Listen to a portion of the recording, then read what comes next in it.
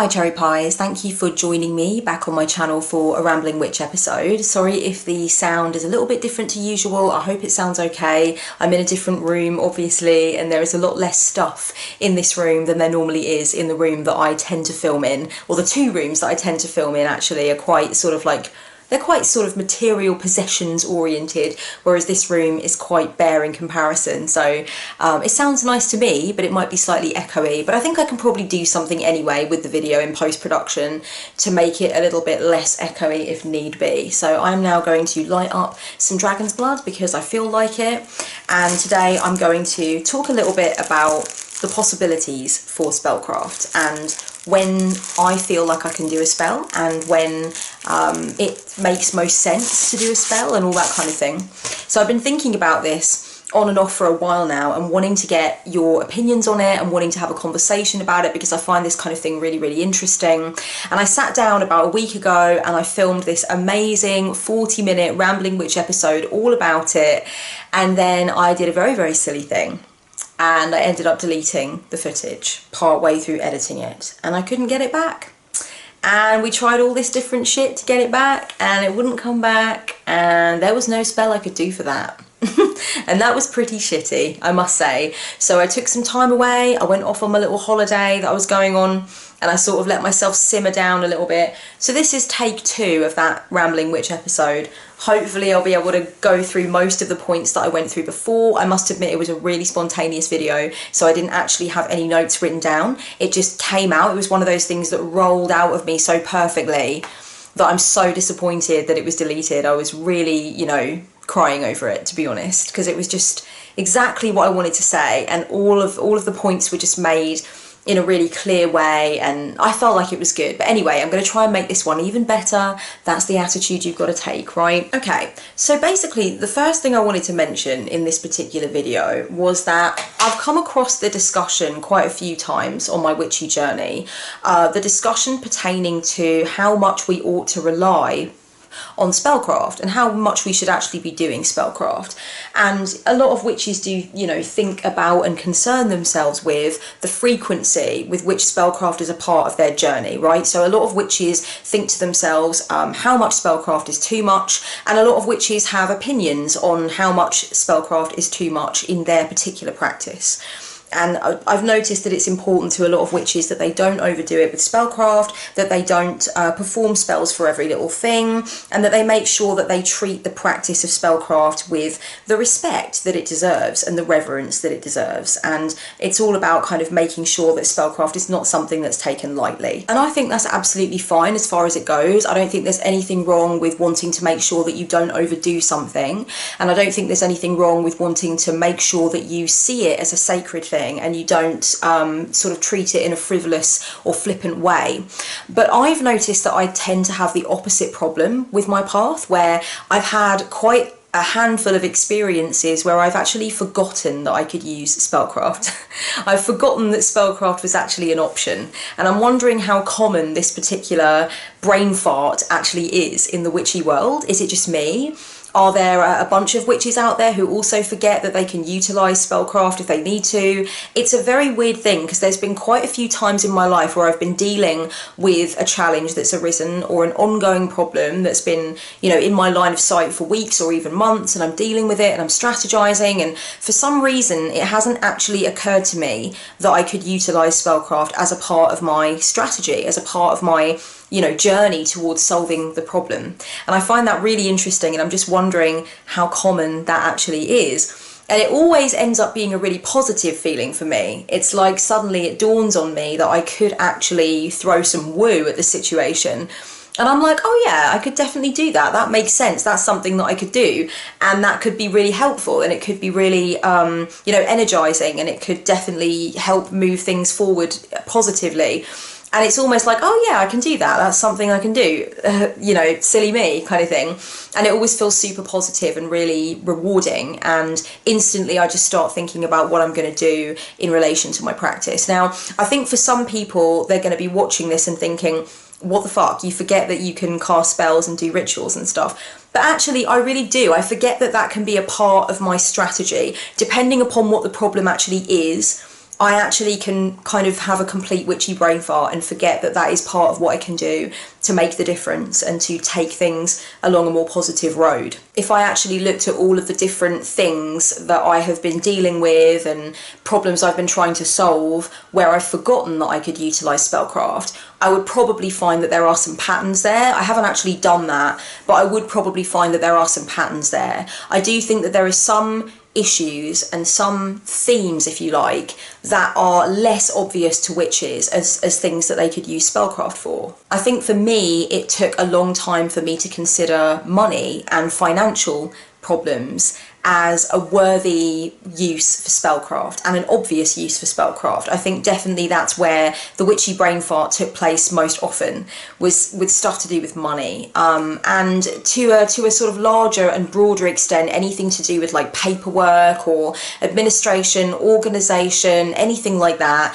I think it just didn't occur to me that I could use anything magical or ritualistic to give me the edge in that department, I guess. So I didn't have the edge in that department for a long time, and I definitely credit magic and ritual as being some of the essential ingredients that allowed me to get the edge insofar as I've been able to anyway at this point in my life. So it was important that I finally realised I could utilise magic for those kinds of things, but it didn't come to me in a very organic way. It wasn't immediately obvious to me that that was something that I could do. So I'm kind of wondering how many of you out there have this other issue where rather than worrying about using spellcraft too much and using it for every little thing, you actually find that you forget that it is definitely something you can put into your problem solving strategy for tons of different things in your life that you may not have actually considered. I know that there are certain things that some witches may not choose to ever utilise magic for, whereas other witches will utilise magic for those things. So for example, healing other people, helping other people with their emotional or physical wounds. There are some witches who absolutely utilise their magical abilities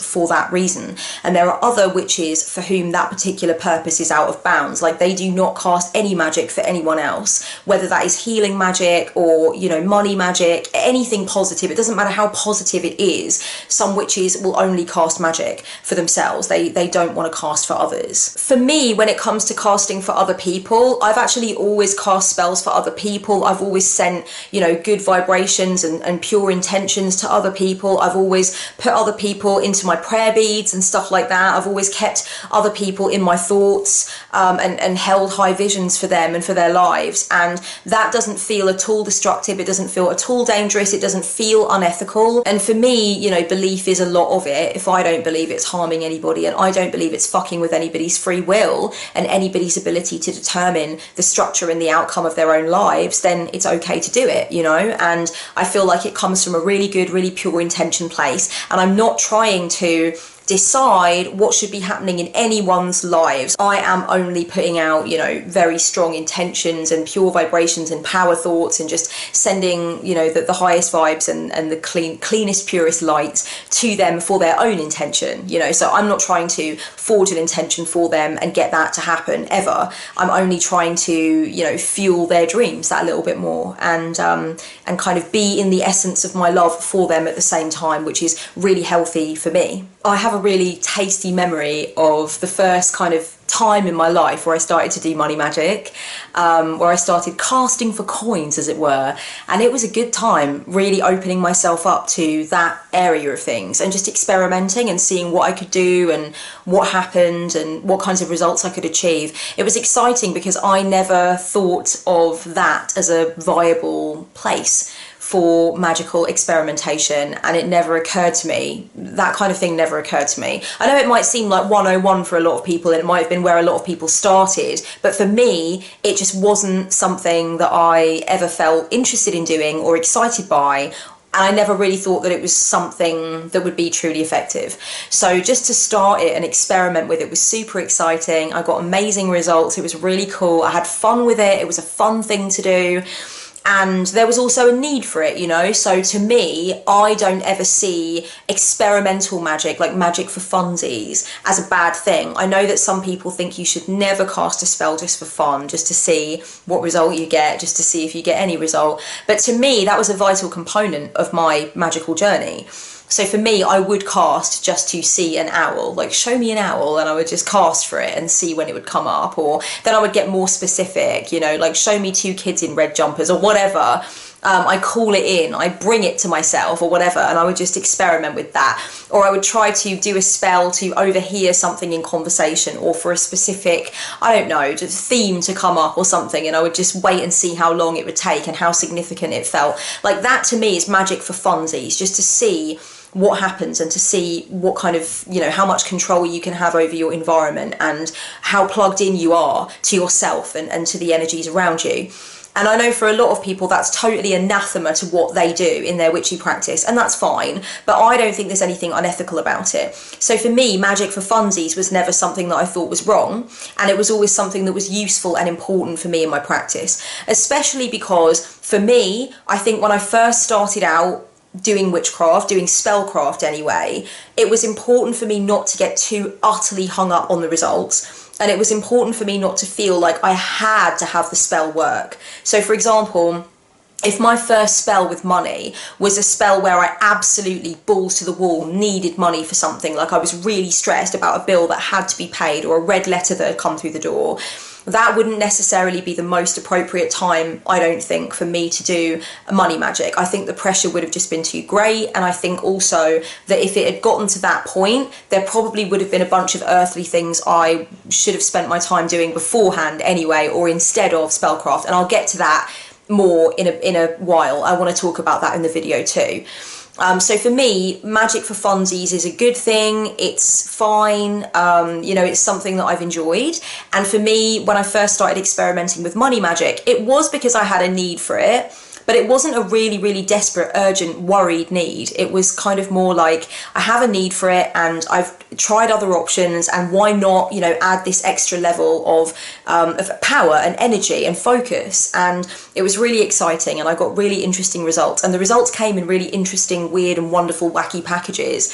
So that was really cool, and that was something that I remember as being a very positive time in my witchy life. It was an exciting time for me when I opened up to the idea that I could do spellcraft for money. I actually have a video about casting for money, so if you want to watch my video about money magic that I did when I had pink candy floss hair, then I'll leave that down below for you so you can check that video out. For me, depending upon the level of seriousness that I bring to a spell, and depending how important the results of the spell are to me, I will be very much focused on what kind of earth work I am doing, quote unquote earth work, which is kind of what I've called it for the last few years. And what I mean by earth work is the physical, real world, consensus reality stuff that I need to do to make things happen. And for me, some degree of earth work is important for me whenever I'm casting for something that I actually really want or I really need, and I'm super interested in the results, and it's something that I'm taking seriously. Tons of witches talk about the value of earth work, tons of witches talk about the importance of it. I think one of the most clear examples that I've seen over and over and over again is the idea of casting to get a new job but never sending out your CV. So you've cast a spell to bring in the new job, to call forth the new situation, but, you know, on a physical level, in consensus reality, you're doing nothing to actually bring that into being. You're not opening up the doors for any of these various opportunities to come in. You've cast the spell, and the intention is for the spell to completely replace any need for you to do any earth work, any consensus reality work, any actions that one might ordinarily take to, you know, show that they are an energetic match for a new job to come through. So for me, I'm not interested in doing a spell for instance, you know, a new job, if I know that I'm not doing anything whatsoever to make myself into a decent match for that new job. So if I'm not putting myself into alignment with any opportunities for a new job to come through, I'm certainly not going to do a spell in that moment for the new job to come through. What I might do, however, is I might do a little bit of a kick myself up the arse kind of spell to help me to get into that mode of being, into that state where I feel I can do the earth work that I need to do. And that's actually a form of spellcraft that I've favoured quite a lot over the last few years and utilised quite a lot.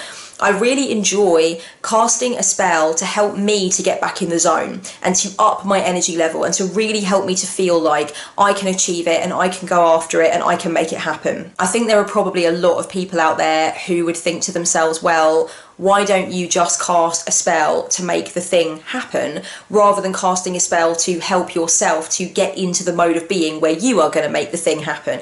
And you know, that's a fair point. I think for a lot of people, if they want to do a spell to just bypass the earthwork that is necessary, then I think it's fine to do that.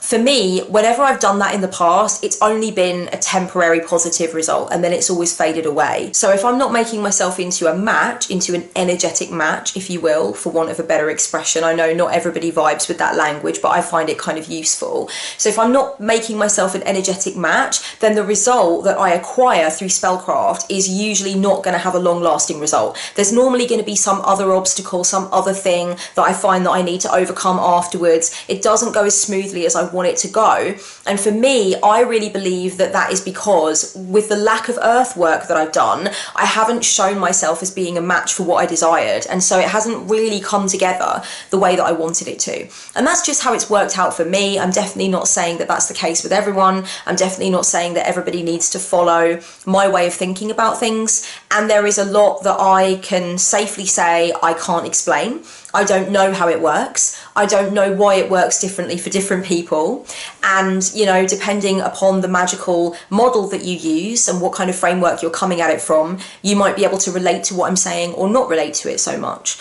If you want to know more about magical models, I will leave down below a video that I made a long time ago about magical models and possibilities that I know a lot of people found interesting. So I'll leave that below as well.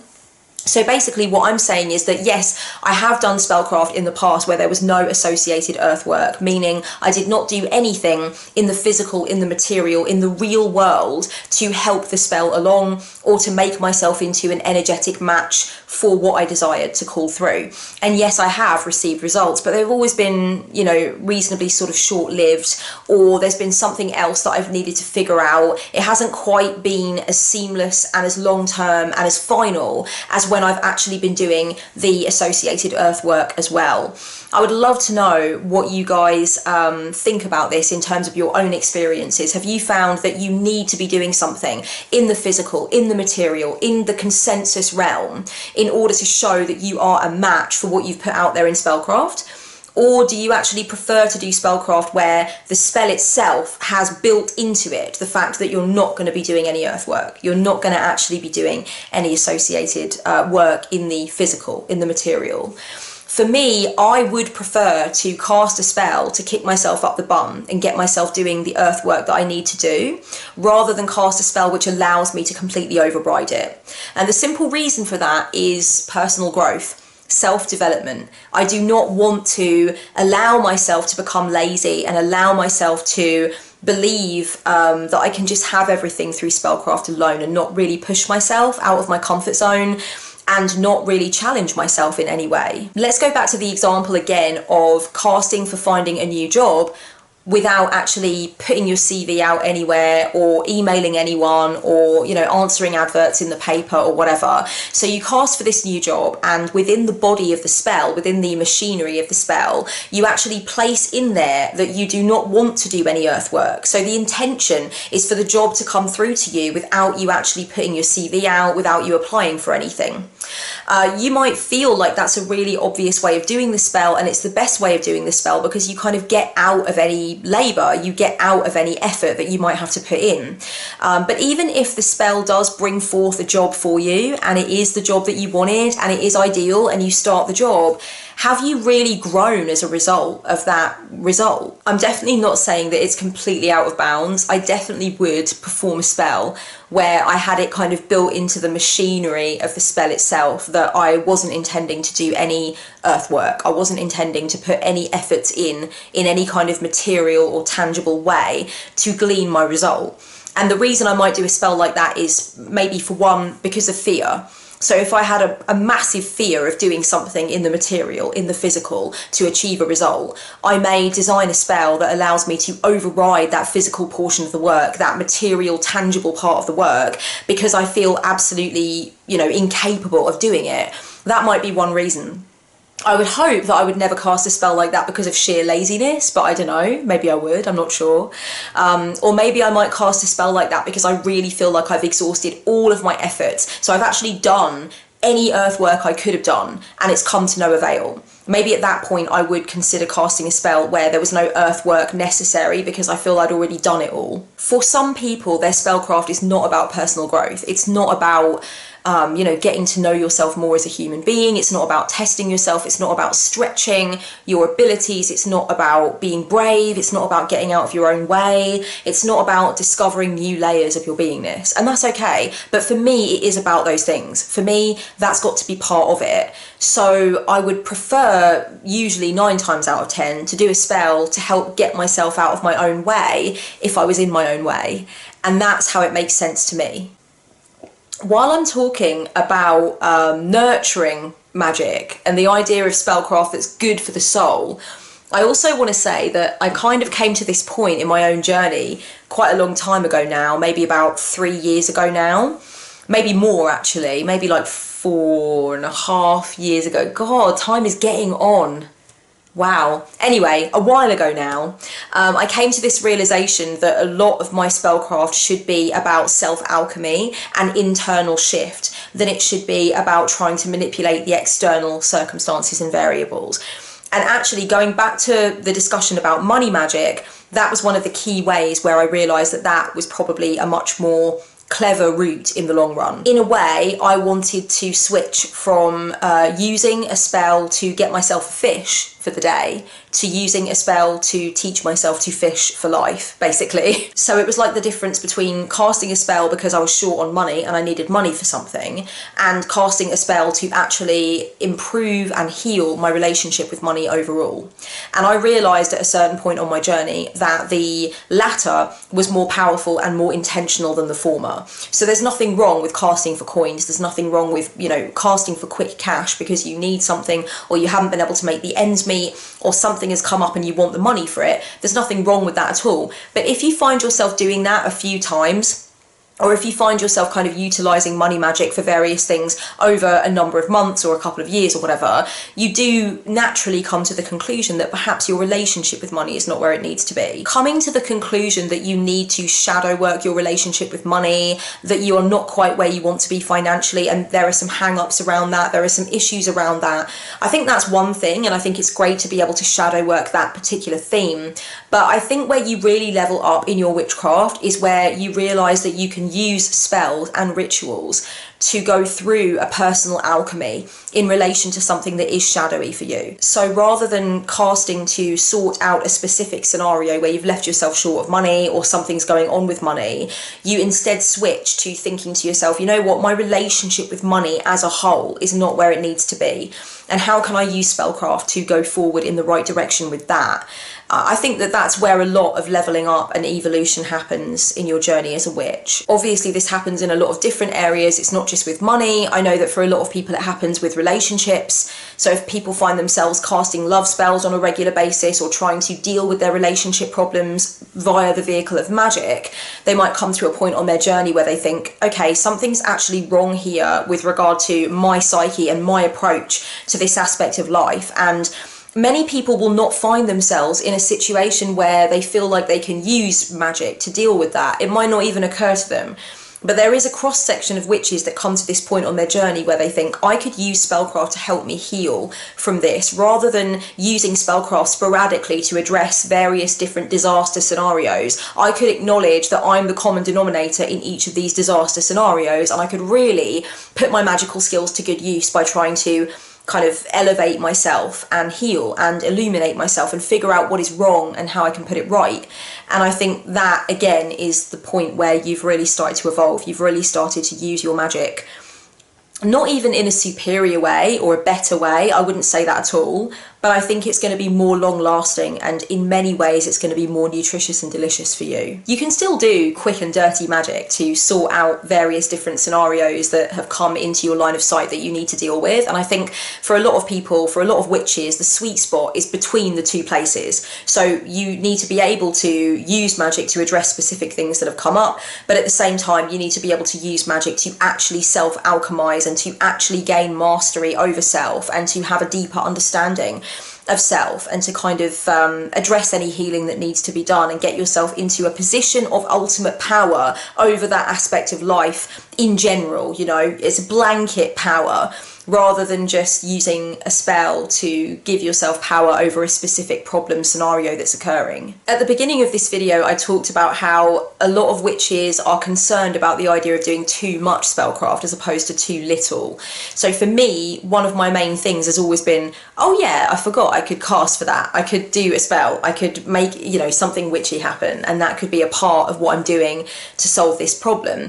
I know that for a lot of people it's in the other direction. It's like they become too reliant upon it. And I definitely had a point in my journey where I was becoming not necessarily too reliant on spellcraft specifically, but too reliant on the craft in general, right? So I was too reliant on practice, and I was becoming a little obsessive. And I was recently listening to one of Tommie Kelly's podcasts, and he was talking about the idea of quantity over quality and vice versa, and how he went on his own journey towards realizing that one quality spell is going to be worth the power of 10, you know, in quantity, as it were.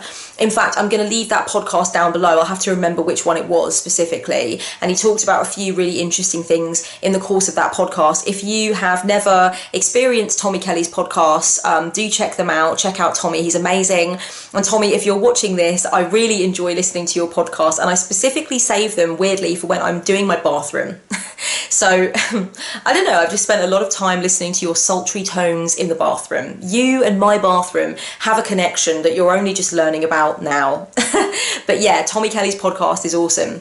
And he was talking in a recent podcast about how he just started to get very quantity oriented. And he told himself that if he piled on the amount of actions, the amount of actual sort of spells he was doing, that was the way to get the result. And actually, you know, it just led to burnout and disappointment. I don't want to like pile on the paraphrasing, just listen to the podcast. But it did make me think about the fact that, yes, you know, one quality working that you do, that you really put the thought into, and you really kind of bring the power to and bring the vitality to, is definitely going to be worth 10 spells that you do by rote or in a kind of fixated way, where you're telling yourself that if you pile on enough focus and enough attention, and you sort of direct it towards this one aspect of your life, then things are going to happen. Not necessarily. Sometimes it's really important to think about the quality of the workings that you're doing. And for a lot of people, they do need to think about the quality of the workings they're doing, because they simply do not necessarily have the time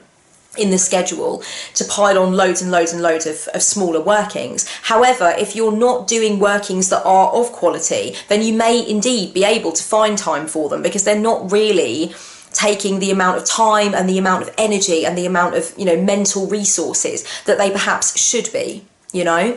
And that leads me to saying as well that I think that obviously when you do spellcraft, before you do spellcraft and after you perform spellcraft, there should be some things that you are doing to make sure that you feel grounded afterwards. So you should get yourself into the magical mindset beforehand. You should feel like you are ready to do something, you are prepared, and you're moving into that space where you can make things happen and you can really bring all of your intention and focus to the proceedings. Afterwards, you should be able to ground, you should be able to center, you should feel like you come back to yourself, you come back to your body, etc. So, you know, there's going to be a clearing and cleansing of space, or whatever you might want to cast, you know, carve out sacred space, and you want to get yourself into the magical mindset in some way, and then afterwards you want to do, you know, your magical cleaning up, if you will, where you ground and you center and you come back to reality or whatever. You know, we should be doing those things. However, I don't think that those things should mean that we do not feel tired after we perform spellcraft. For me, I feel like I shouldn't feel completely and utterly zonked. Like if I feel like I need a big long sleep, then I would say for my personal, you know, in my personal magical process, something has gone a bit wrong there. If I feel like I cannot carry on with the rest of the day, I'm so exhausted, I'm absolutely shattered, then I would feel like there was something that had gone awry in my shielding or my protection work or in my grounding afterwards.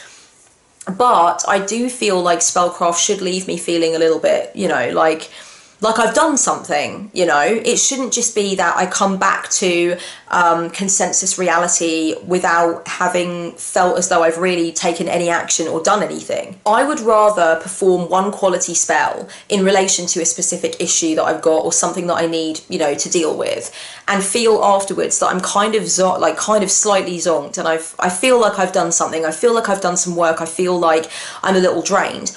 I'd rather feel that way than do 10 spells where I feel like absolutely fine afterwards and I don't feel it's taken anything out of me to do it. I would kind of be a bit suspicious if I put that amount of time into various different workings to try to achieve something, but I didn't feel like it had taken anything from me energetically. I, for one, like to feel that it has somewhat taken something from me. In the same way that if I do a house cleansing or a room cleansing, I will work on myself beforehand to make sure that I'm shielded for the proceedings, right? But afterwards, I do feel tired. I do need a rest. It is work. It is effort to do that.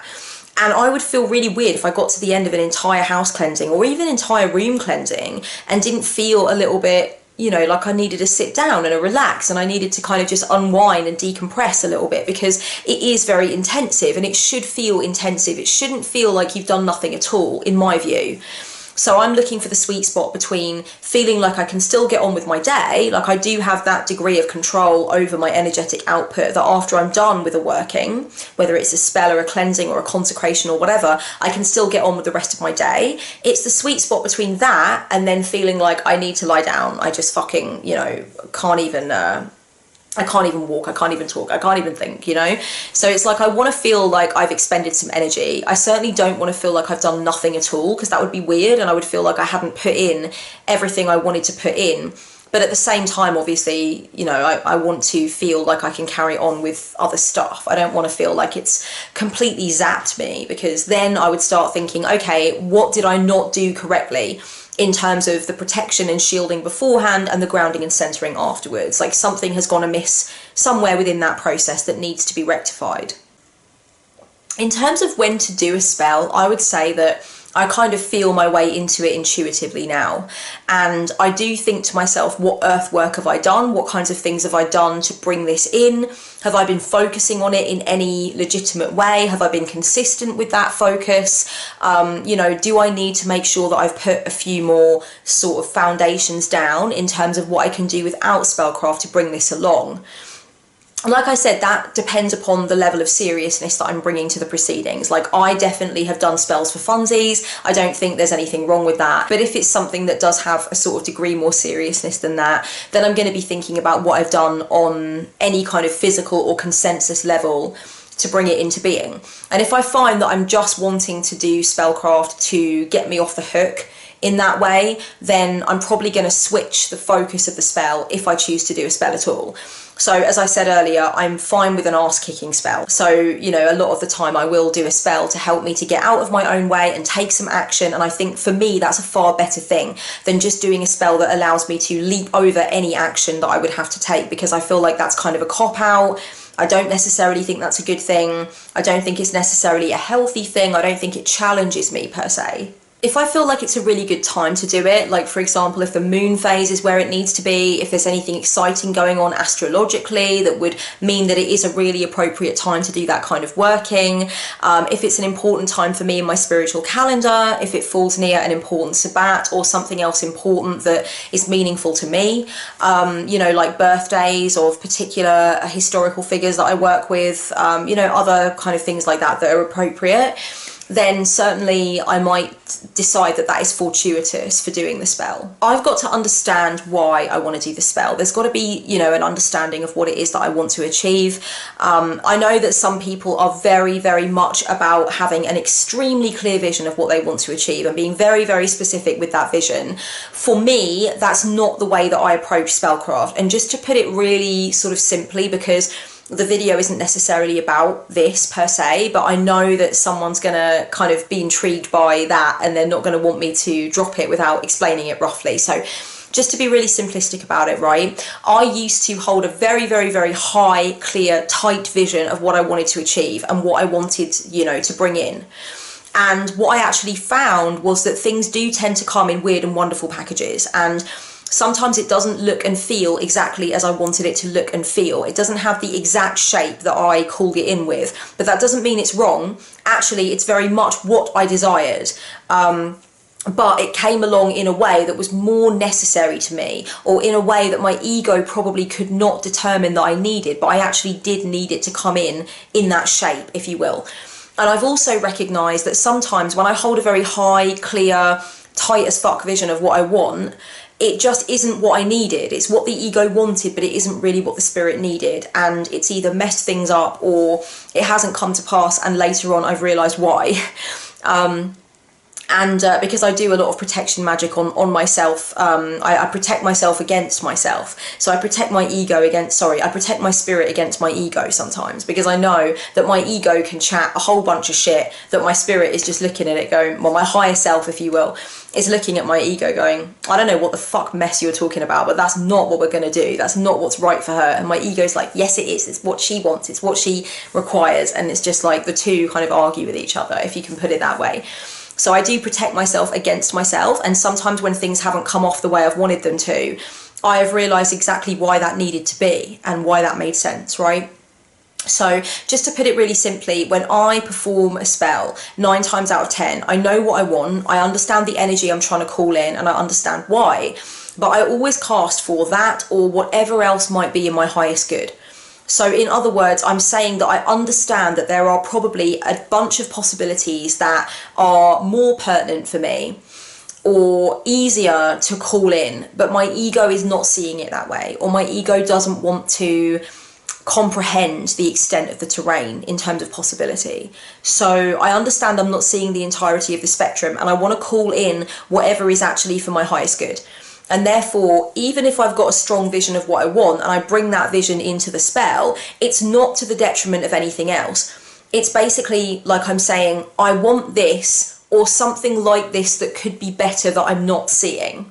And I tend to put that wording into the language and the structure of the spell. And that's worked really, really well for me. I know that it's not what would work well for everyone. I know a bunch of people are probably listening to this thinking that's just a horrible way to do spellcraft, but it works for me. So yeah, in order for me to do a spell and to feel like, yeah, it's confirmed that I'm going to do a spell, I need to know what I want and I need to understand why I'm doing the spell, but at the same time, I'm not going to be super, super hard line about it. I do understand that there are things I might not be seeing, possibilities, etc., that I might not be appreciating, that I could also bring in that might be better for me, and I do work that into the body of the spell. The other thing is that in the last couple of years, just taking it back to what I said about the arse kicking spell, where I will cast a spell to get out of my own way and to help me to take action or whatever, or be brave, I will definitely ask myself if that's something that it's better to just go to my matrons with. So I do work with, divine feminine entities, disembodied beings that I work with kind of principally. And I can do a lot of that kind of work with them. So if I'm dealing with fears, insecurities, blocks of one kind or another, if I need to understand more about what is blocking me, or I need to get out of my own way or get out of my own head, I normally won't need to do a working for that per se. It's something that I can figure out, with my matrons and with, associated divine feminine allied forces, if you will, that I work with. So I can do it like that. I can also do it with a reading. I can just try and work through what is happening and try to kind of unpick it. So that's something that I'll always consider as well, is that there are other things that I can do that are equally as effective and may take less time, less planning, less energy, or whatever. In the original video that I made that got sadly and cruelly deleted, I did have a big bunch of different things. I think it was like 8 or 10 things that I mentioned as reasons why I might not choose to do a working. So reasons why I might consider doing a working and then think, no, I'm going to shelve that. It's not a good idea. It's not the right thing. I can't remember all of them right now. Some of them are probably going to come back to me during the editing process for this video or after I put it out, and I'm going to be like, I just want to fucking eat my fist now because I've got all this other stuff I wanted to say, but never mind, it's my channel, I can put another video out whenever I like. but I want to mention a few that I do remember. So one reason that I might not choose to do a working is if I'm still waiting for more information. So if I'm not really 100% sure on the wider context of something, or there are still things happening and the situation is still unfolding, I might choose to wait for more information and see how things pan out before I do a spell. So you don't necessarily want to sort of shovel the path while it's still snowing. You know, you want to kind of wait and see how things are going to pan out and how things are going to come to a conclusion of some kind or another. You know, you might want to wait for things to sort of plateau in a way before you take any action. And I think that that is definitely an appropriate reason to abstain from doing spellcraft. You know, if you are halfway through a story, you don't want to make an assessment on how the story is going to end. You want to wait and see how things are going to work out first. And I think that that is definitely a good reason to abstain from doing spellcraft. If you feel like things are still in a weird sort of middle phase where the conclusion has not naturally been drawn yet, so you're still waiting on some kind of understanding or information, you might want to wait for that information to reach you before you decide to do a spell. Another reason that I might choose to abstain from spellcraft is if I feel physically or mentally under the weather. So if I'm not feeling 100% either physically or in terms of my mental well-being, it's not a good time to do spellcraft. I definitely think that that can be overridden to an extent in the case of the need for any emergency spellcraft. It's been a while since I've done emergency spellcraft, but you know, sometimes if you find yourself in that position, you may not want to wait until you're 100% to do something. But for me, I've definitely put off doing spellcraft during times where I'm just not feeling 100%. And I have also personally chosen to refrain from doing spellcraft if I'm working with very, very high level intense emotion. Now, for me, anger would be such an emotion.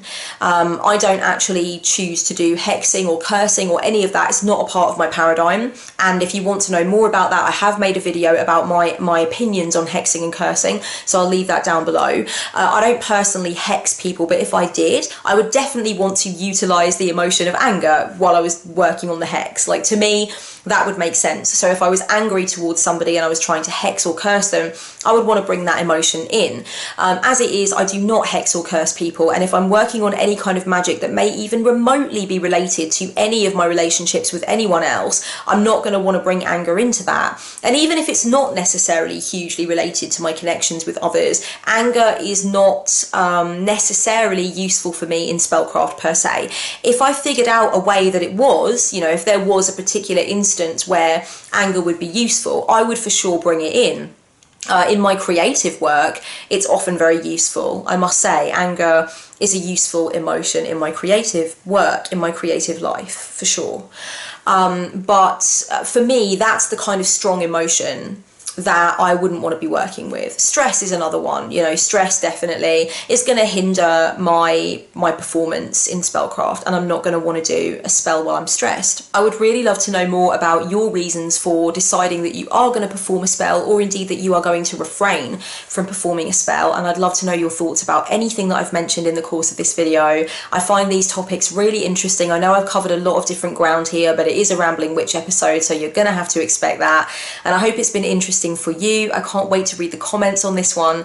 Don't forget, honey bunnies, if you want to work with me on your own witchy and magical practice, if you want to shoot the shit with me about what's going on with you and get some tips and some suggestions and ideas to empower you and to really make your practice fizzy, you can book a creative magic brainstorming session with me. I will leave the 60 and 90-minute options down below for you. Add one of them to cart and you can book me in using my online schedule, and we can talk about where you are basically with your journey and what's happening with you. If you want a reading from me on the topic of your witchy practice, you can pick up the Solitary Witch reading, and you can also take a look at the Spiritual Path reading option. It's kind of a different vibe, but it does focus on your spiritual path, so you can have a look at the templates for either of them, or grab yourself a custom design. Let me know what the issues are and I'll design something specifically for you. So I'll leave all three of those options down below as well.